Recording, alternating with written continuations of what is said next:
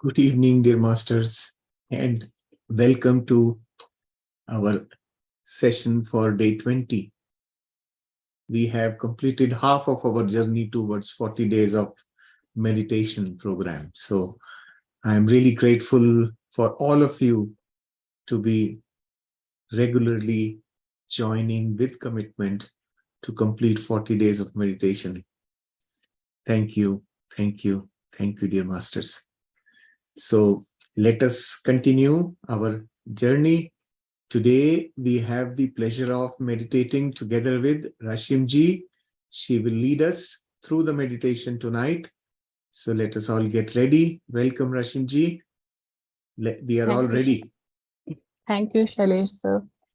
And we just can't believe we are just halfway through it. Yes. It was a beautiful journey. Hello, everyone. So welcome to day 20 of our 40-day meditation journey. And it's just unbelievable that we are just halfway through this beautiful journey. And just to begin with, please make yourself comfortable as much as possible. And please remove your glasses just in case you are wearing. Cross your legs, clasp your hands, and close your eyes. Let's relax our bodies before we embark on this beautiful journey. For that, let us take 3 deep breaths. Take a nice deep in breath.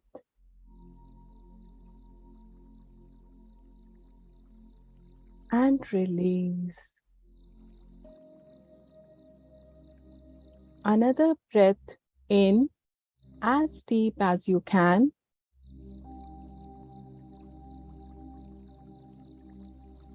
And exhale. One more deep breath in.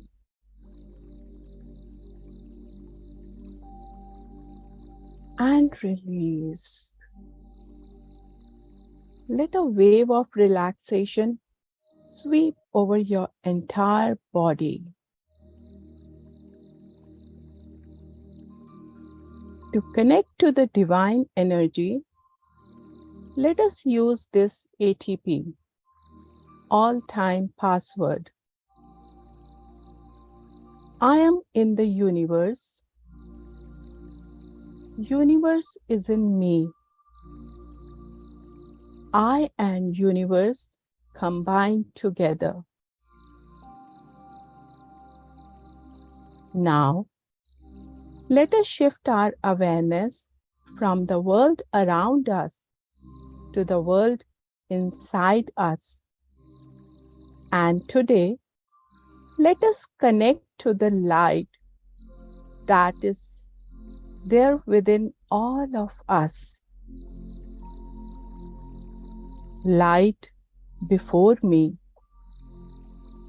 light behind me, light at my left, light at my right, light above me, light below me, light within me, light all around me, light to all.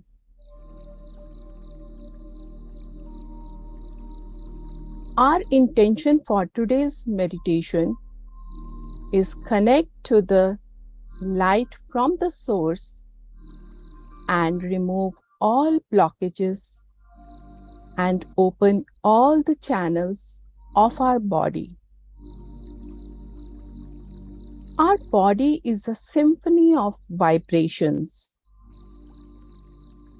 When all the organs and all the channels vibrate in unison, then they make a beautiful music called health. Let us create this music together by connecting to the light of the source above.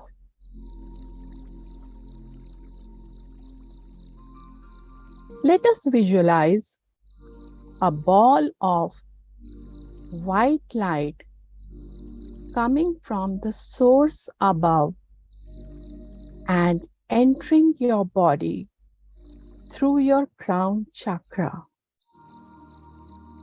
It enters your head and illuminates your brain and the entire area around it, and remove all the blockages. From here, it is sending light to each and every cell, genes, and DNA of our body. It's showering light inside our body. From there, it moves further down to our forehead and illuminates it completely.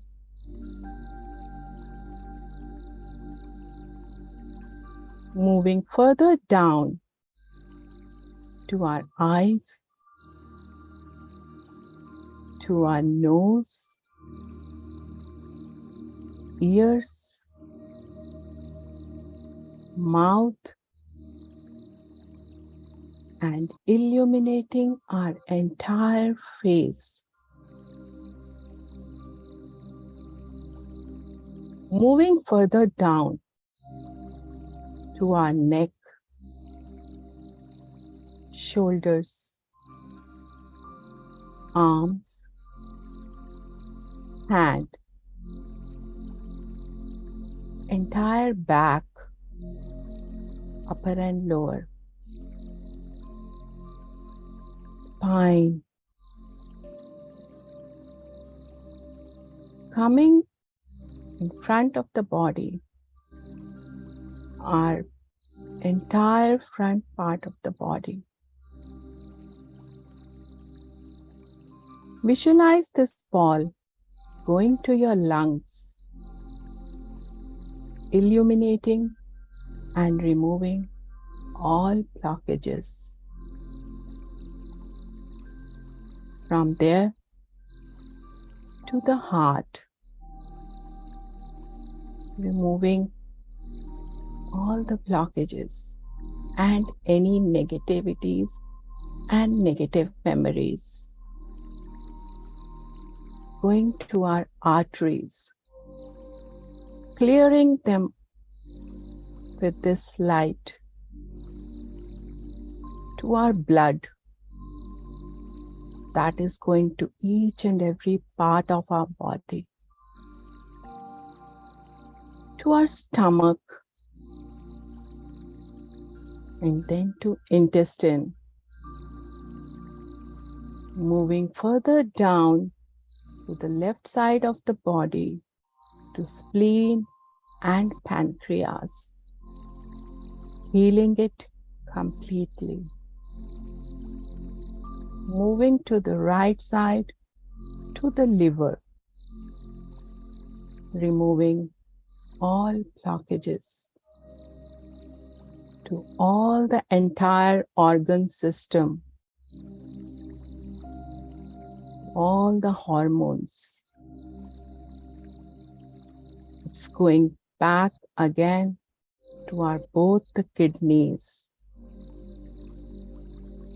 From there, it's moving down to our hips, to our thighs, knees, lower legs, ankles, feet, toes, and to the soles of our feet. Now this ball of light has removed all the blockages from our body and all the negative emotions and memories that do not serve us. It's going further down to the Mother Earth, down, traveling further down, down, and goes to the core of the Mother Earth and releases all that it has brought from up. Mother Earth's healing energy will transmute all of that.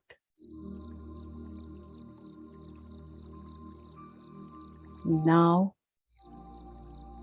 we are connected to the energy from the source and energy of the Mother Earth.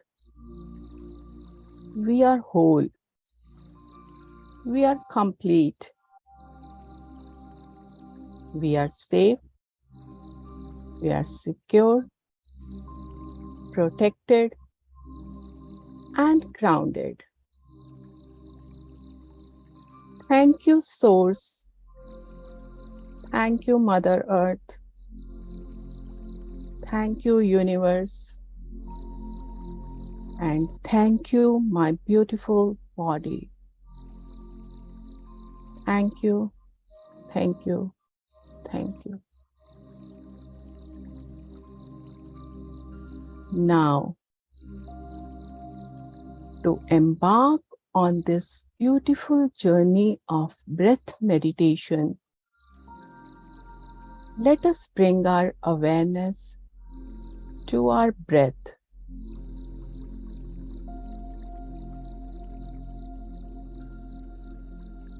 Breath is the key that can unlock the door and help us connect to the power and the light that lies within us.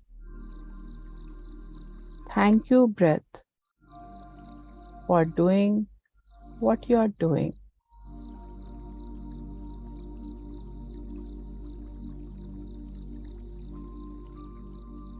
Now, drifting away from all the thoughts, let's call back our energy from people, places, thoughts, and events, and bring our awareness to our breath and stay with it.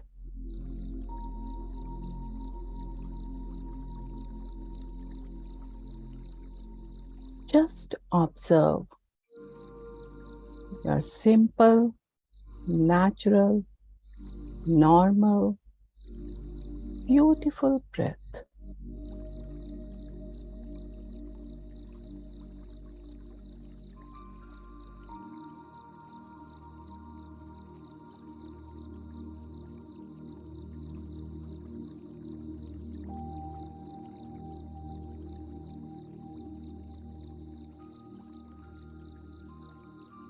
Meditation and breath are deeply connected to each other.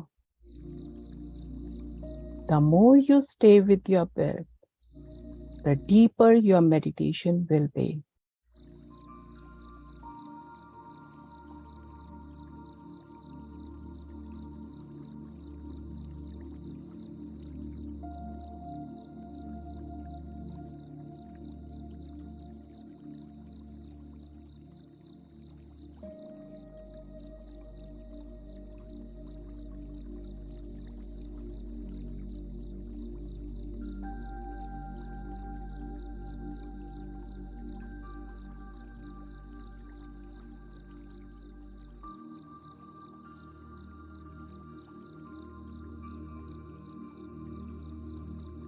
When we stay with our breath for the entire length of the meditation, we establish new pathways in our mind.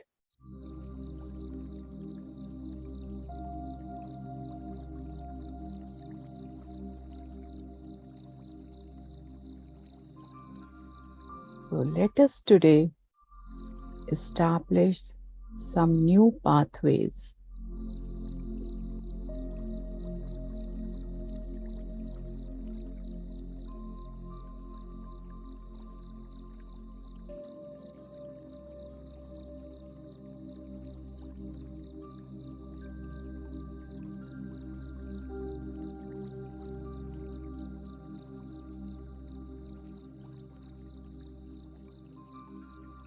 Your breath can be long, it can be short, it can be shallow, it can be deep, it can be slow, it can be fast. Whatever it is, just be with it. No expectation, just acceptance.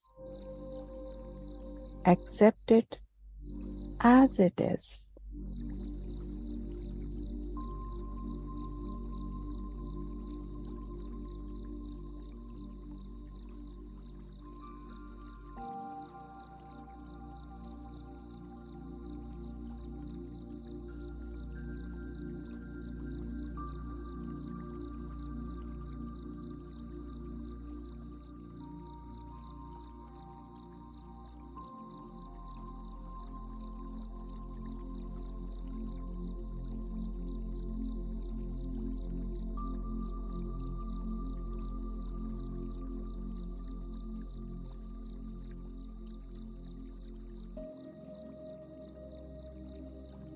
Let your awareness travel with your breath. If it goes in, your awareness goes in. If it comes out, awareness comes out.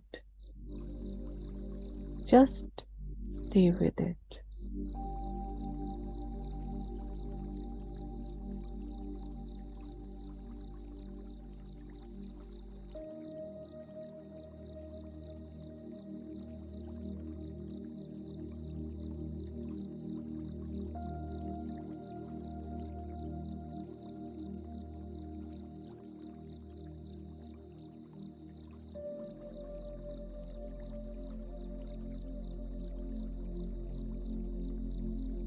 The longer you stay with your breath, the lesser the thoughts will be. And then you reach no thought state.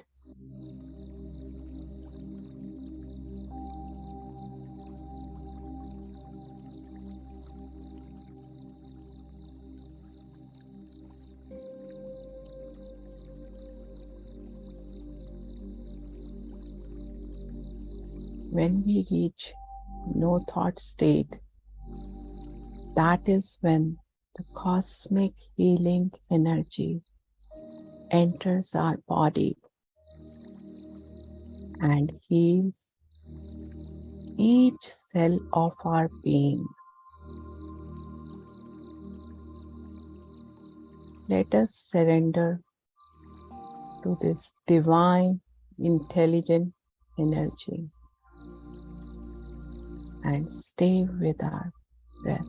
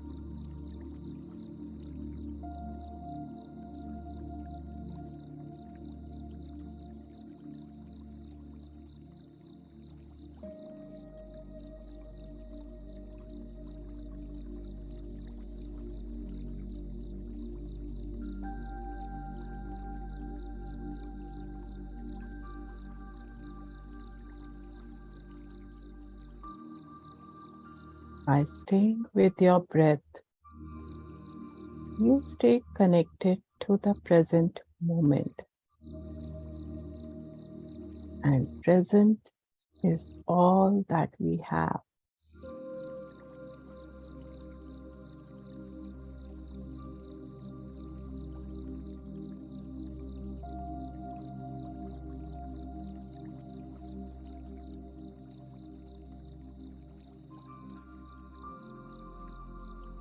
No past, no future.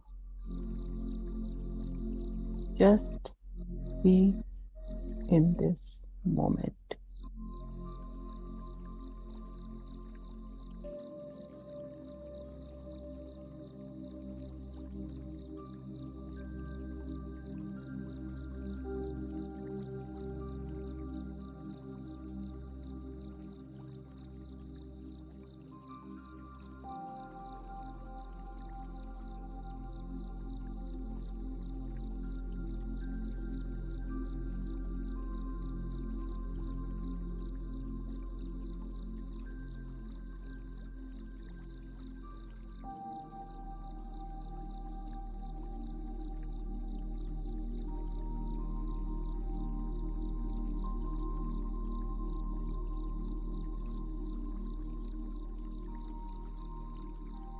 The breath that goes in goes to nothingness. The breath that comes out goes to nothingness. And this nothingness is everything.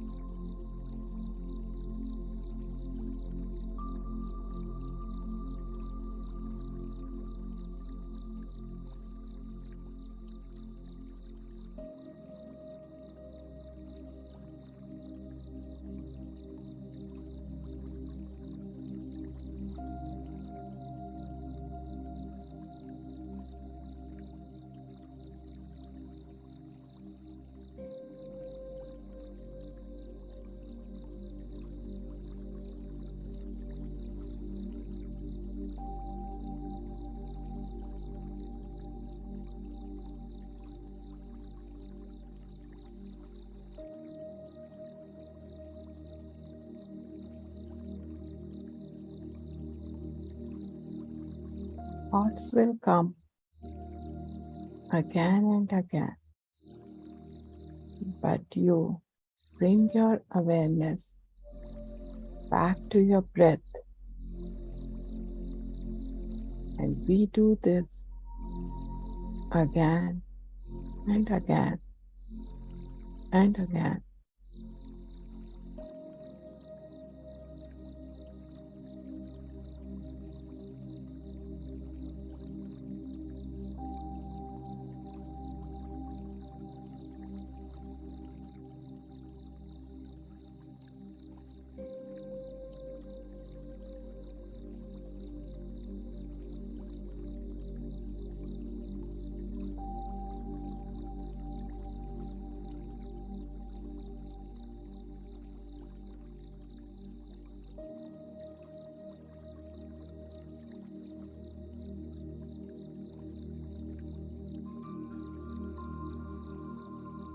My breath flows with such ease, joy, and grace. Let us connect to this ease and joy.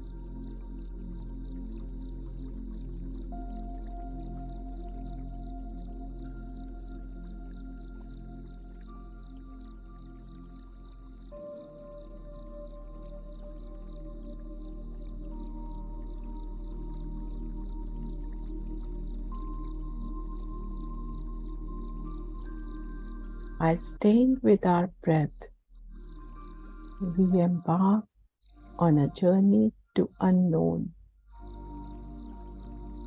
Let us surrender to this unknown.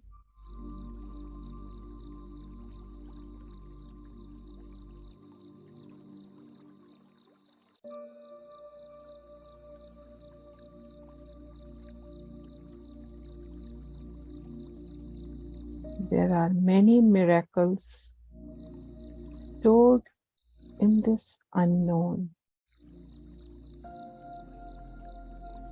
Let us trust and surrender.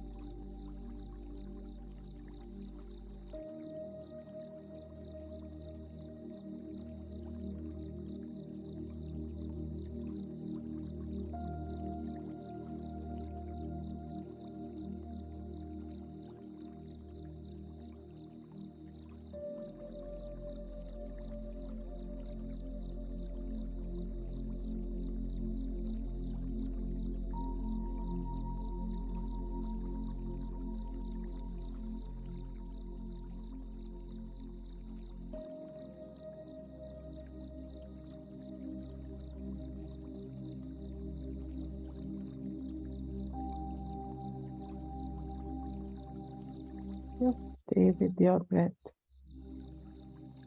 Simple, natural, normal, beautiful, and nourishing breath.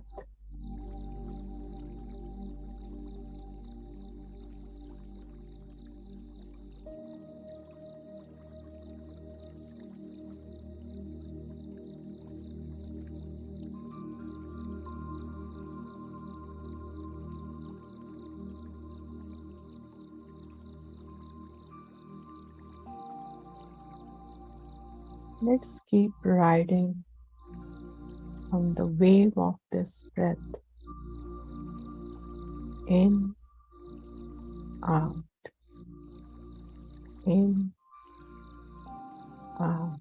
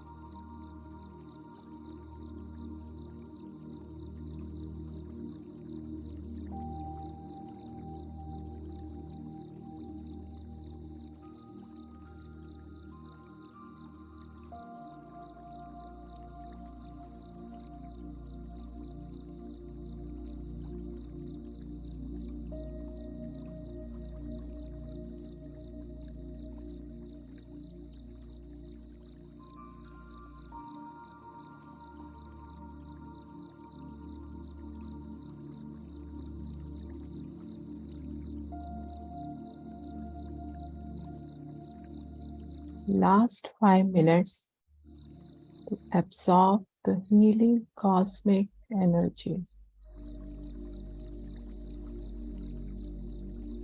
Just stay with your breath, your precious, beautiful, calming breath.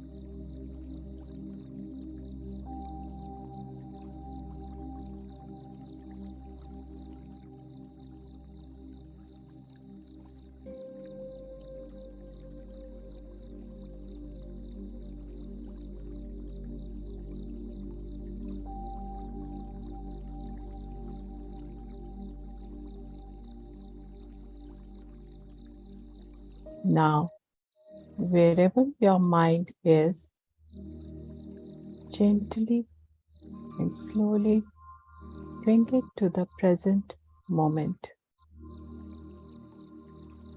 Just feel the connection to the place where you are sitting. Feel the connection to the Mother Earth. Wiggle your toes, wiggle your fingers.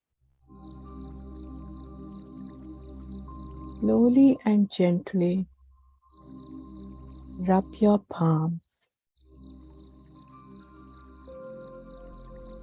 and place them on your eyes.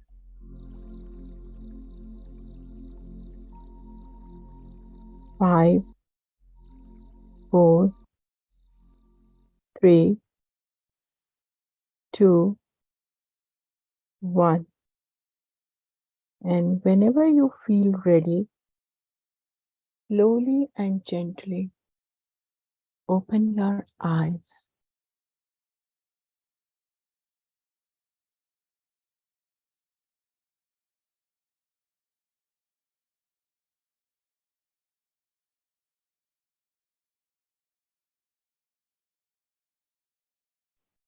Thank you, everyone, for being with me.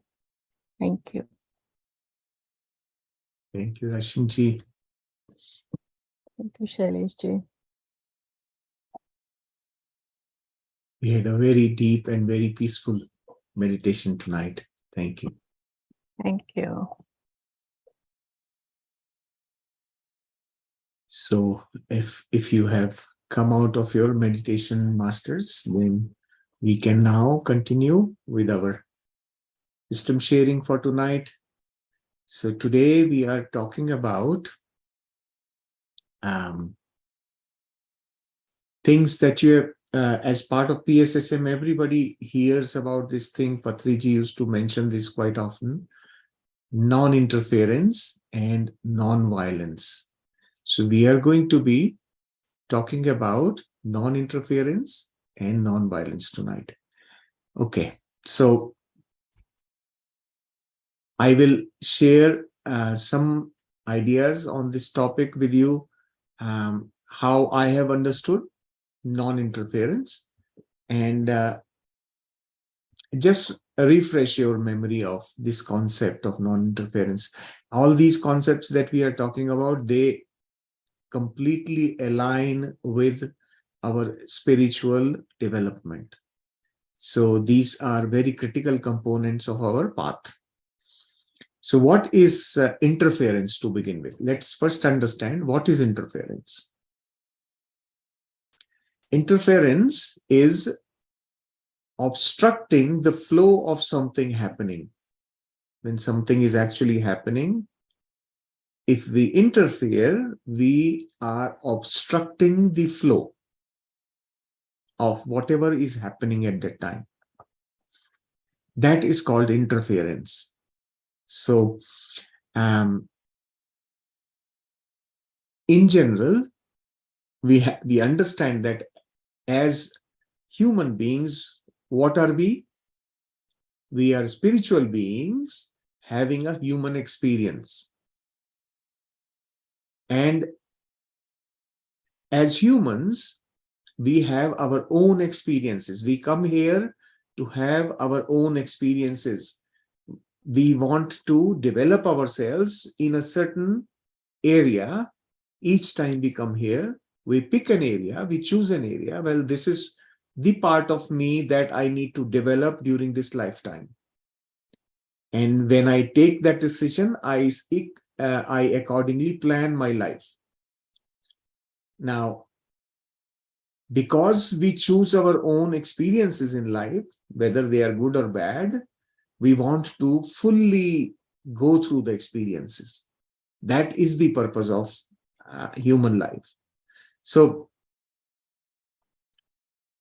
each one of us, because we have chosen our experiences, we have created this life, we have created this person to be completely unique.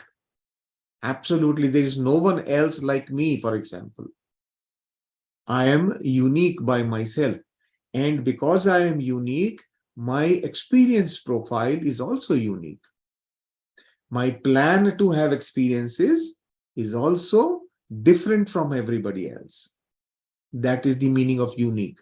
It is not the same like everybody else. But what happens when we are in society? We do just the opposite of that. We try to become like others. We try to behave like others, right? And others also do the same thing. They try to make us like them. Parents want their children to become like them. That's what we try to do. And what this is called this becomes interference when the flow of natural development gets obstructed. So think of it like this. When we are sharing our experience, when we are sharing knowledge, when we are telling our children about what we have learned in our life, what experiences we have had, and we are telling this to our children, that's perfectly okay, nothing wrong with that. But when we start pushing them into becoming something which they don't want to be, then this becomes interference. We are obstructing the natural development, natural evolution of that individual. And this is, children is just an example. It can be with anybody. It can be between husband and wife. It can be between brothers and sisters. It can be between parents and children. It can be in any, I mean, like even children expecting the parents to be in a certain way, right? All these are interferences. They become interferences when we push, we expect them to be exactly as we want. That is where interference element comes. So what happens because of interference? What will happen? The one who is weaker will just submit to the instructions. Mostly children are weak, or maybe old aging parents, they are dependent on their children. They just submit to whatever they are being asked to be like, even though they don't want to be. But the weaker of the two submits. And that's where actual interference, so their natural process gets obstructed. Their experience, what they needed to go through, gets obstructed. Now, the way the universe works is that ultimately through change of situations, through change of circumstances, we all go through our experiences that we have planned. In fact, sometimes these interferences and the impact of the interferences is also part of the planning. But in general, as a person, as a spiritual being, we need to be very careful and cautious about interfering with anybody else. So Patriji always mentioned that we should not interfere with anybody else. Always tell them about what you know. Tell them, explain to them, maybe yes, you want to do meditation every day. It's good for you. Tell them everything. But you can't make them sit and do it every day. Our expectation of them complying with our instruction is interference. That we have to clearly understand. Once we understand this, life becomes much easier. You won't be stressed out because everybody will do whatever is coming in their mind. Everybody works to their own mind. And when they are not complying, you get stressed out because you instructed them. And if you, after instructing, if you forget about it, you won't get stressed.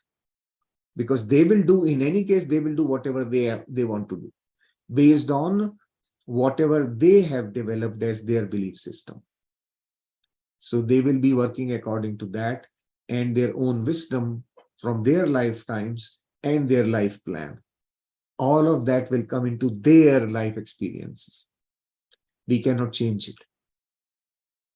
So by interfering, we create blocks within ourselves also. That's what I was just mentioning.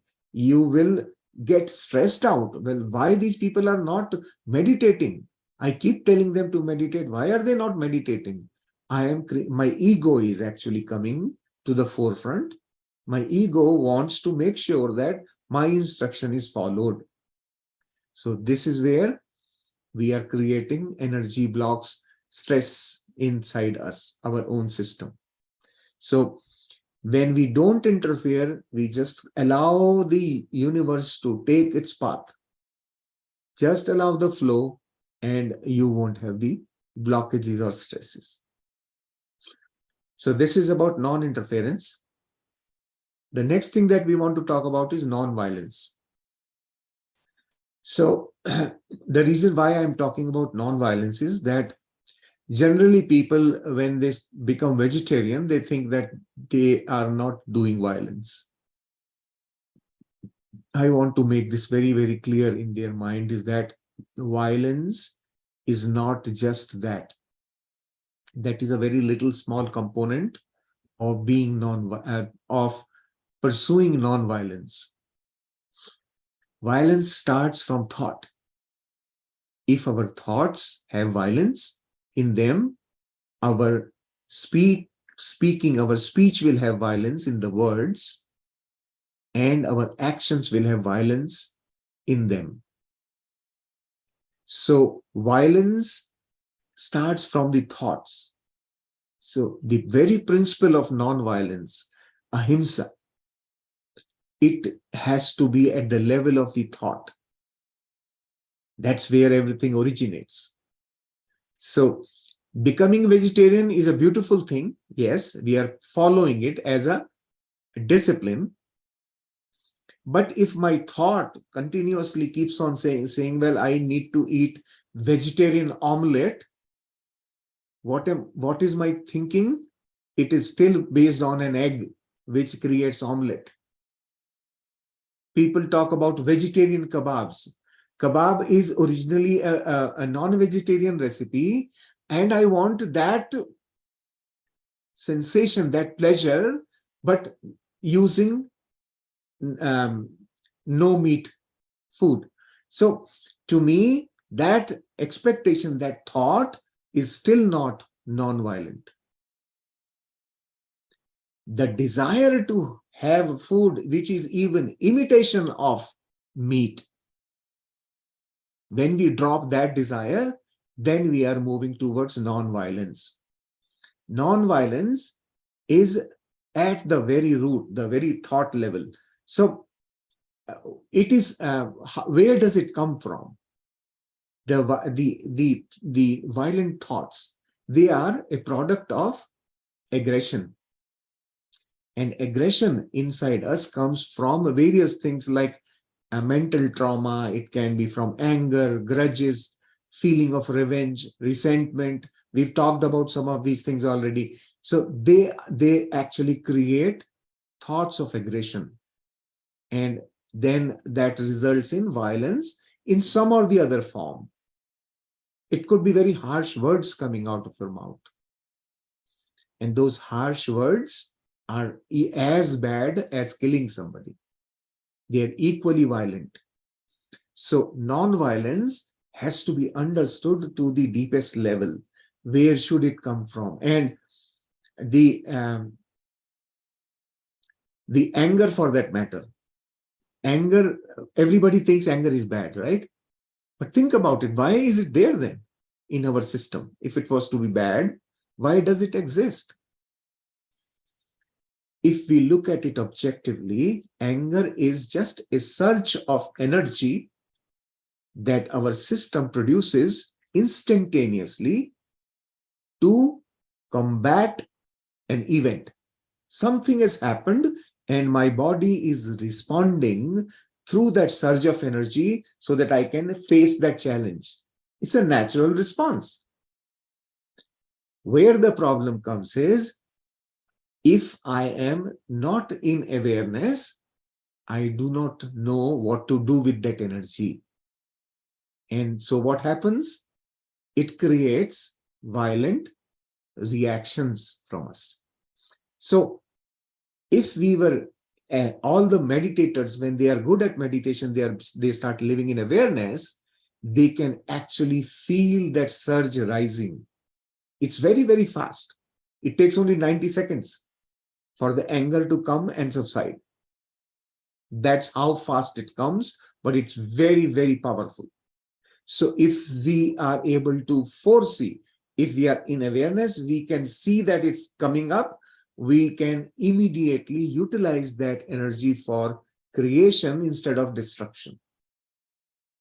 We need to learn that art of dealing with these surges of energy. And then anger is not bad anymore. Anger becomes a passion, actually. Think about it. Gandhiji used his anger to bring freedom for, or bring eliminate apartheid in South Africa. That's the kind of utilization of anger is positive, and that's good. That sort of surge of energy utilized for constructive things can create wonders. So we have to understand that violence is a mishandling of energy.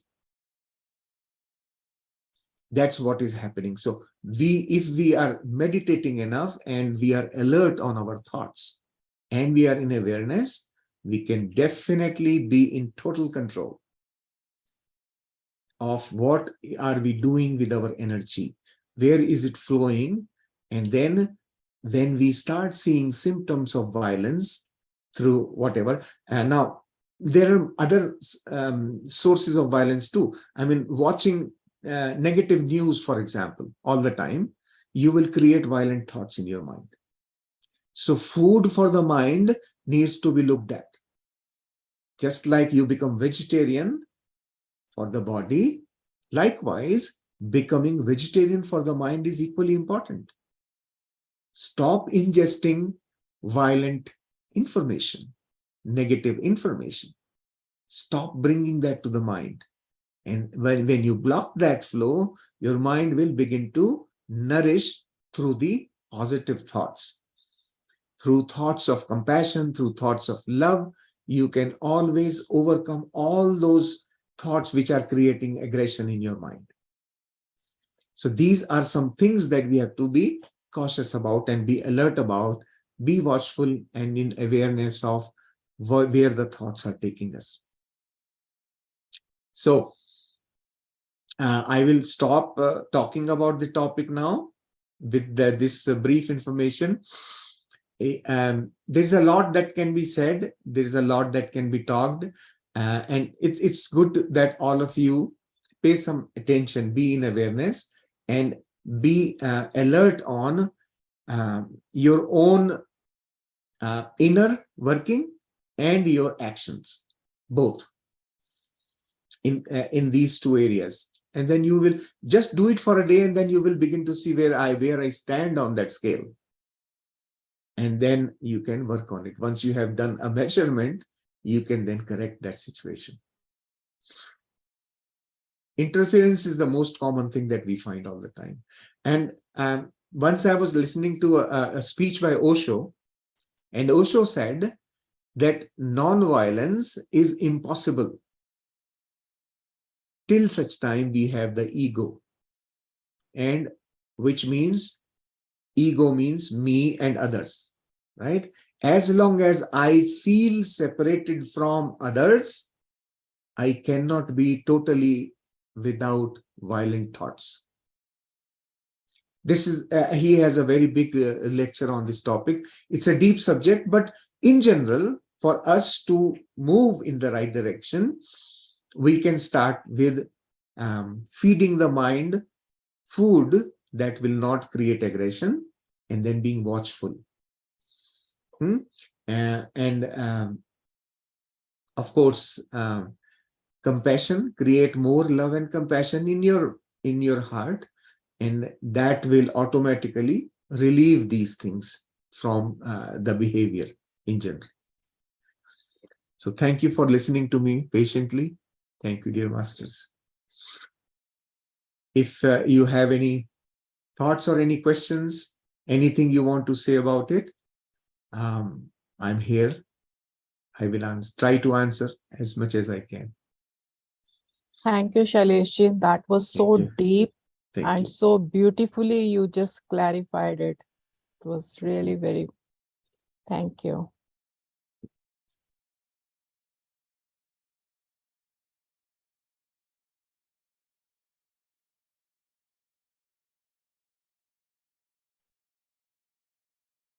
It's absolutely silent today.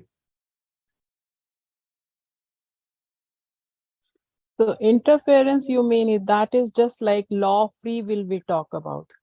This law of free will that we shouldn't interfere. So that is like whatever, whosoever wants to do anything. It is like no expectation, accept everyone and expect nothing. Is it just the same like that? That is theory. Okay. That's very theoretical. The non-interference it's a fine line between us sharing our wisdom, sharing our knowledge. Just think about parents. Parents have very good intention when they tell a child, don't put your finger in that flame, it will burn. Right? There's a candle, there's a flame, the child wants to touch the flame, and the parents, out of their protective feeling, they want to protect the child from pain. They are saying, don't put your finger there, you will burn. Right? So parents have very beautiful intention. Now, the child wants to put the hand there. So what do parents, eventually what parents do?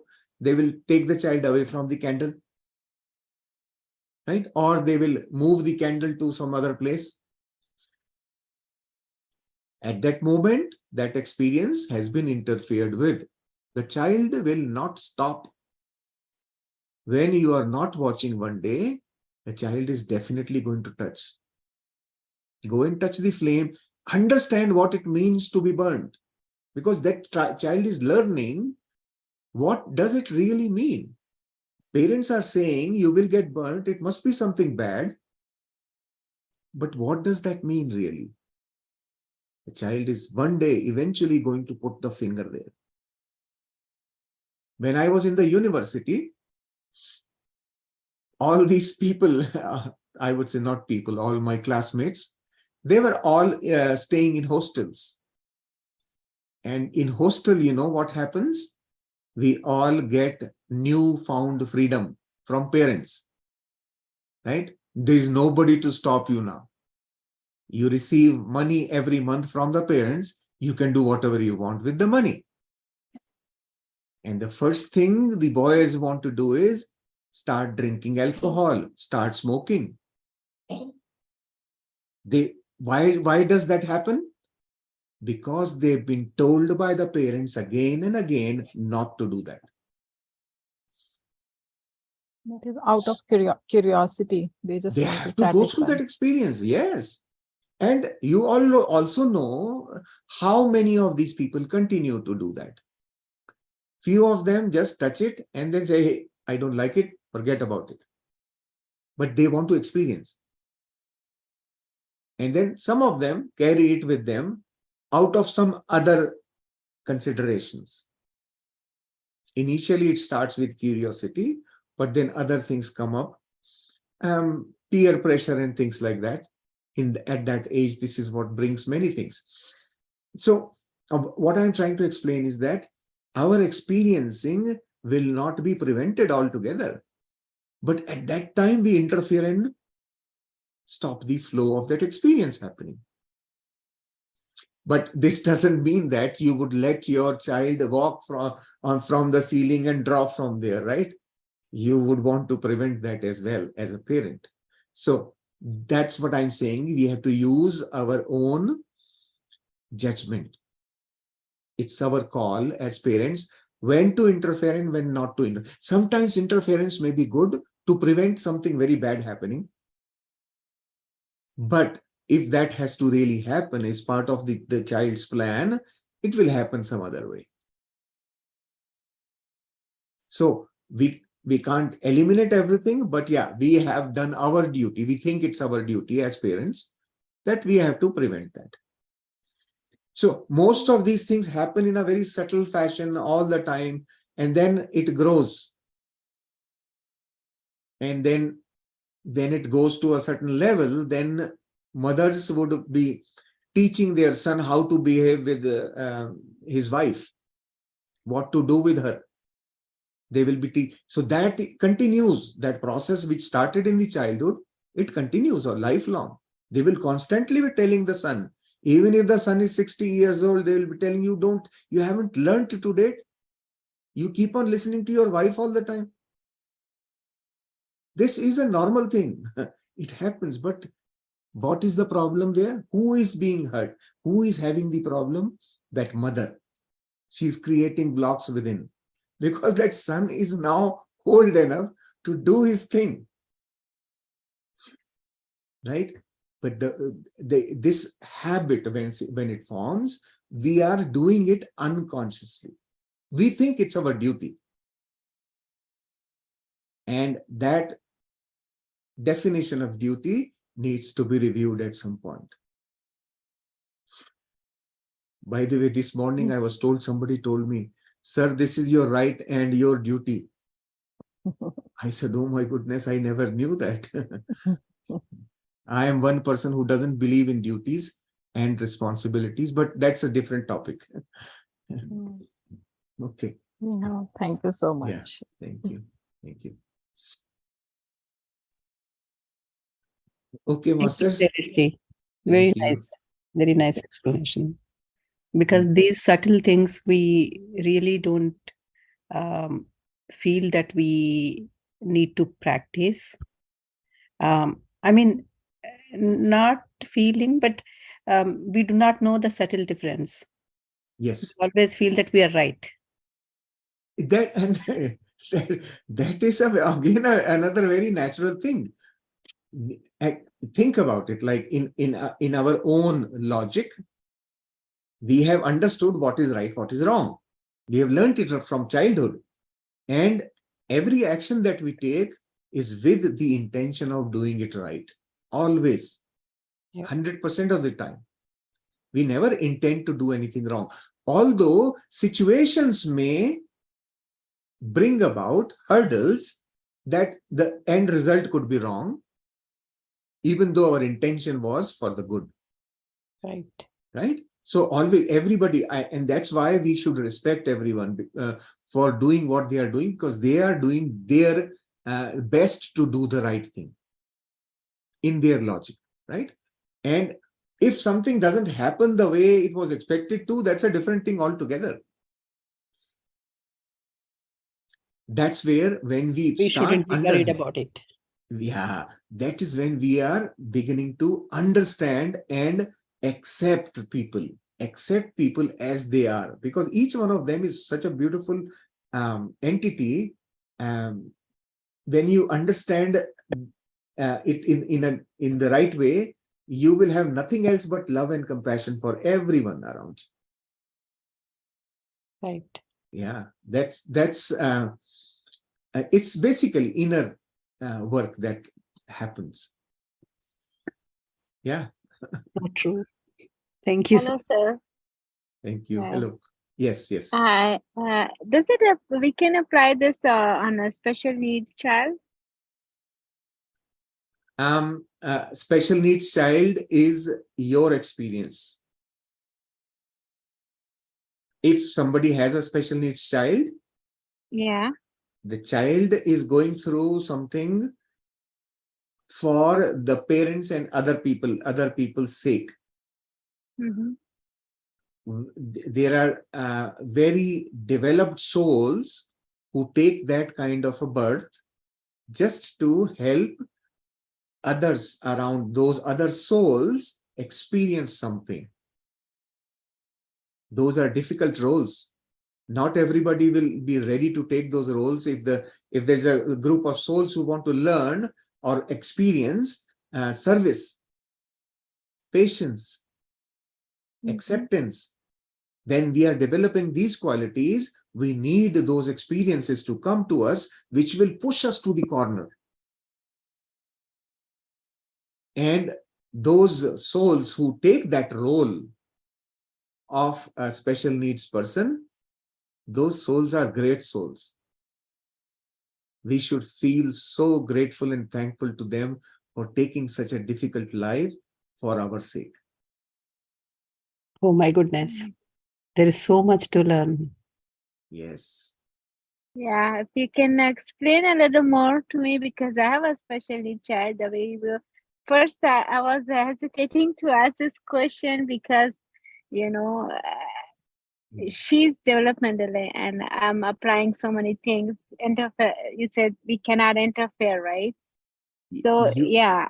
You need to now think about it in a slightly different way. Think of it like this child has taken such a difficult role to teach me patience, compassion, acceptance, all these deep things you are learning through that experience. You are developing very rapidly. You are developing. Yes, yes. Now, what can you do for that child to make this experience less troublesome?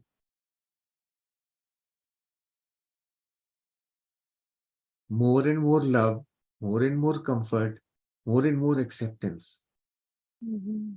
The more you do it, the easier it will become for that soul to go through that role that they have taken for you. Okay.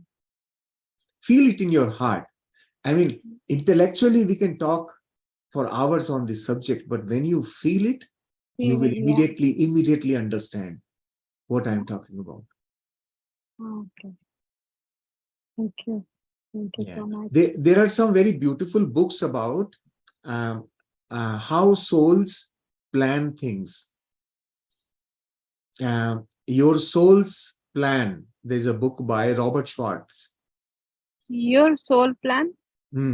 Your Soul's Plan is a book written by Robert Schwartz. He has explained in great detail why certain roles are taken by souls, and the most difficult roles. Think about a soul which has come to this earth planet taking an experience of being gang raped and killed mercilessly. Think of that soul. How much courage it would have taken for that soul to have accepted that role. And why do they do that? They do it to bring social reforms. Awareness at the large society level of eliminating certain things from society. So these kind of challenging roles have very big meaning behind them. Many of us, we take the life of a handicapped person.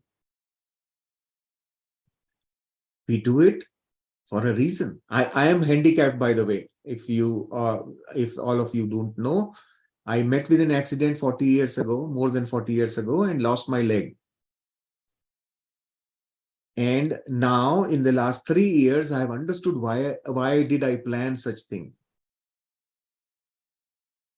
Right? That was part of the plan that I had taken for myself. And the purpose was to go within, to develop the mind by stabilizing myself. This is another very deep topic we can talk about, but when you are constantly outside your mind, you are in this world, you cannot develop your depth, inner depth. So souls come up with these kind of plans in their life so that they can develop the mind, the knowledge part of us, go deeper in knowledge. And that's what I am beginning to now understand. Why did I take on that thing? Prior to my accident, I was such a dynamic person. People would say, hey, come on, stop now. I was go constantly. And after that also, it has taken me 40 years now to come to a place of becoming, I would say, slowing down. And now I realize and understand the real meaning of slowing down. Why is needed? That's how we learn. It's part of my learning. That's the experience I'm having. And I'm in meditation because of her. See? Because of her, that's true. Yes. Yeah. See? Yeah. So I see very big changes, yes. and it's everything because of her. She's like pure Yes. soul, like Absolutely. she do Aarti, whatever she learned from home or grandma Aarti.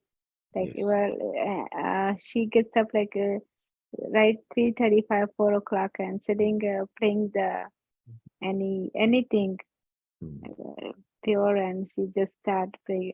If I ask her, let's go sleep, she said, no, I want to do Aarti. Let me do it. Yes. You will be learning lot Yeah. of what is the meaning of selfless service. Mhm. That's what you are actually experiencing now. Yes. Yeah. And this is the most beautiful learning. Trust It me. is. It is. This is going to expedite your spiritual growth rapidly.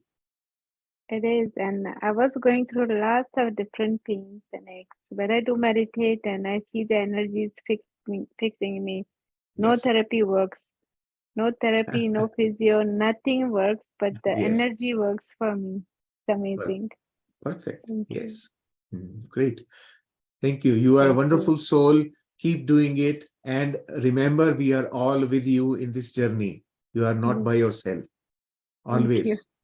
Thank you Yes. all. Thank you so much. Thank you. Thank you, Rashmji and Salishji. Thank you. Thank Good you. night, everyone. Good night. Good night. Salishji, one Yeah. question I have. Yes, please.